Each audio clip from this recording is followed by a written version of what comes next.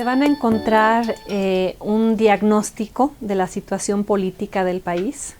Se van a encontrar, espero, un retrato honesto de México, porque algo que argumento en el prólogo es que México es un país que no logra mirarse a sí mismo con la suficiente honestidad. Es un país de máscaras que se esconde detrás de la hipocresía, las medias verdades, el incrementalismo, aquello que describía Octavio Paz en El laberinto de la soledad. Y mi libro es un esfuerzo por mirar más allá de las máscaras.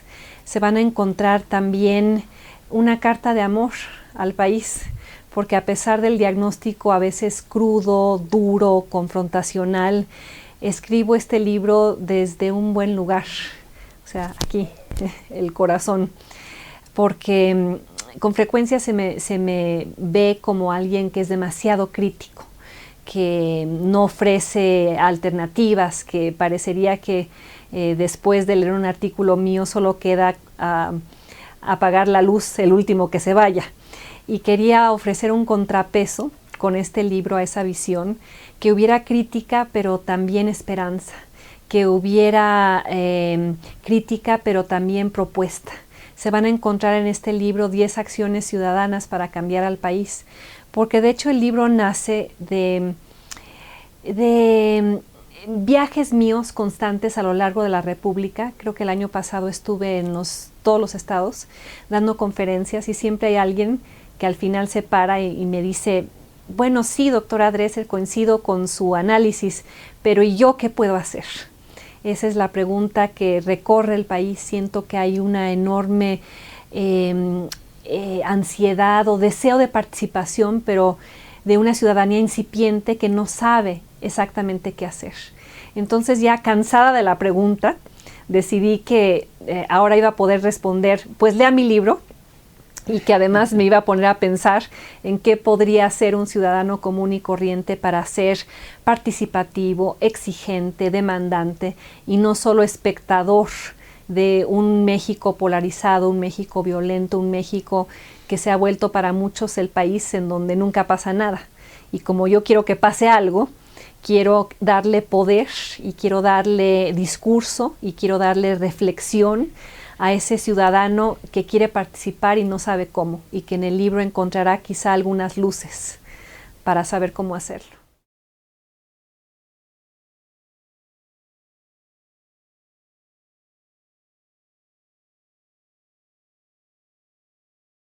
Sí, bueno, el libro comienza con un capítulo que se llama ¿Cómo hemos sido?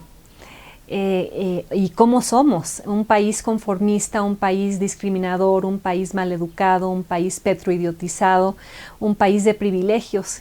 Y también escribí este libro porque veo en los mexicanos una enorme capacidad para la sumisión, para el conformismo, la tolerancia frente a eventos, frente a causas, frente a cosas que en otras democracias funcionales provocarían indignación y que en México no lo hacen. Y creo que nace de ciertos rasgos de nuestra cultura política. Uno de ellos yo lo llamo la cultura del por lo menos. Por lo menos en el sexenio pasado solo se robaron un Jeep rojo y una Hummer. Por lo menos no ocupamos el último lugar en las evaluaciones PISA de educación.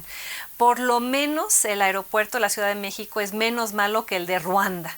Por lo menos somos un país menos violento que la ciudad de Nueva Orleans, que es lo que dice Felipe Calderón constantemente. Y para mí esa lógica del por lo menos equivale a una defensa de la mediocridad. Equivale a colocar la vara de medición al ras del suelo. Y el objetivo de mi libro es alzar esa vara de medición es decirle a los mexicanos, caramba, se merecen más y pueden aspirar a más y tienen derecho a aspirar a más. De hecho, cito a Martin Luther King cuando dice que no hay nada peor que el apabullante silencio de la gente buena. Entonces, este libro es un llamado a alzar la voz, es un llamado a hablar mal de México. Incluso en el epílogo digo que es precisamente el silencio, la sumisión, la tolerancia de tantos lo que ha permitido que un país tan majestuoso como México haya sido tan mal gobernado, y que el mayor tributo intelectual que se le puede hacer a México es criticarlo porque esa crítica presupone que el país puede ser mejor. Y cito a Carlos Pellicer, el libro es una convocatoria a todos aquellos que están cansados del esplendor ausente.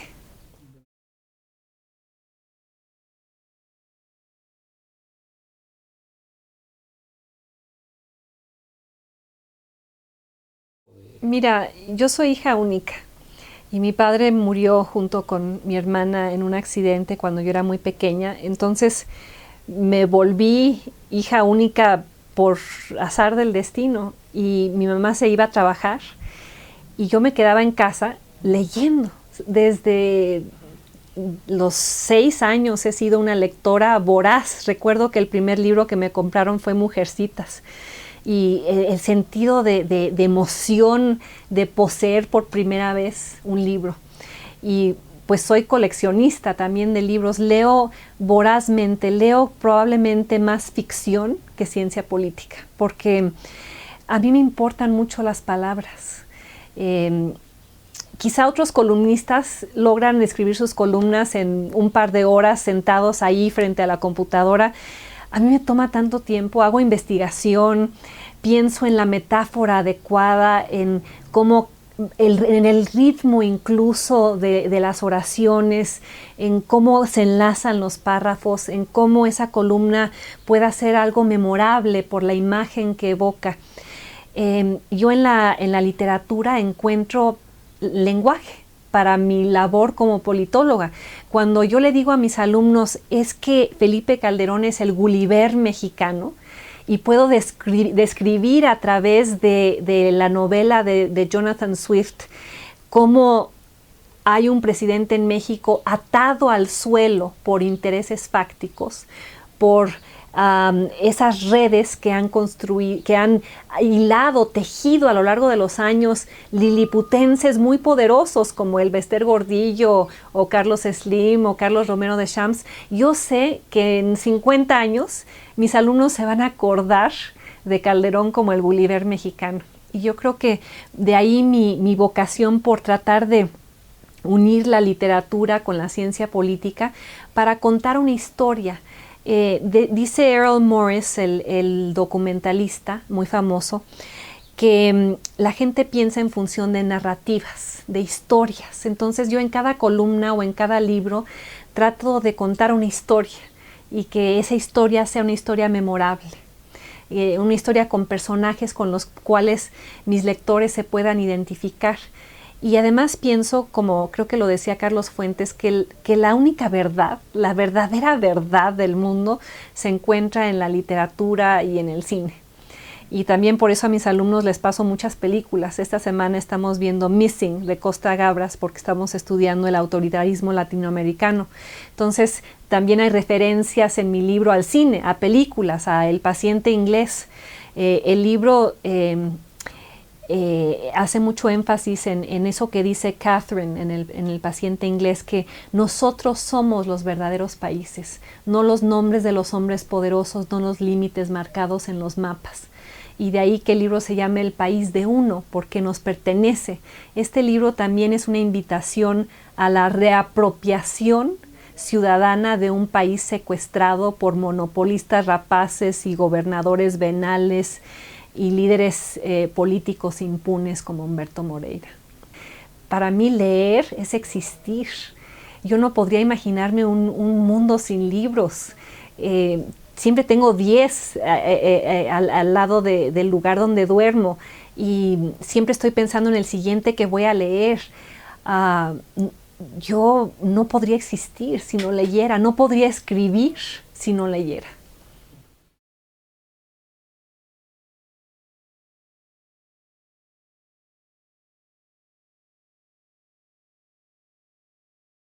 O sea, ¿cuáles son tus labores? Sí, soy profesora de tiempo completo en el Departamento de Ciencia Política desde hace 20 años y me gusta mucho ser maestra.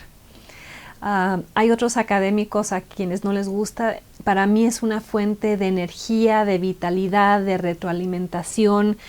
Siento que es quizá una de las cosas más importantes que hago en México. Es crear jóvenes a quienes les digo siempre al inicio del semestre que sí, que quiero que hagan las lecturas y que hagan el trabajo y que se aprendan las teorías, pero aún más importante, que quiero que salgan de ese salón de clases al final del semestre sabiendo que hay algo en juego y que eso que está en juego es el destino de su país y que tienen la responsabilidad de conducirlo, porque gran parte de la explicación de por qué estamos como estamos tiene que ver con la abdicación del papel de los ciudadanos. En el libro hablo de los ciudadanos idiotizados, citando a Fernando Savater, aquellos que no se interesan en la cosa pública, aquellos que subcontratan el destino de su país a otros, como el copete electrónico o Malno Fabio Beltrones, y luego se quejan de por qué México está en la situación en la que se encuentra. Pues porque los buenos gobiernos se construyen a base de buenos ciudadanos y solo los indignados lo son. Entonces yo en el salón de clases trato de transmitir ese sentido de indignación que me parece un componente esencial de la ciudadanía participativa. Doy un curso de política mexicana contemporánea y otro de política comparada, y cada año tengo más alumnos, cada año tengo más exámenes que corregir, pero es un privilegio para mí ser maestra. Cuando me preguntan, bueno, Denise, ¿tú qué eres? ¿Qué haces? Siempre digo, soy escritora y soy maestra. Eso me define. Esencialmente me define el ser maestra.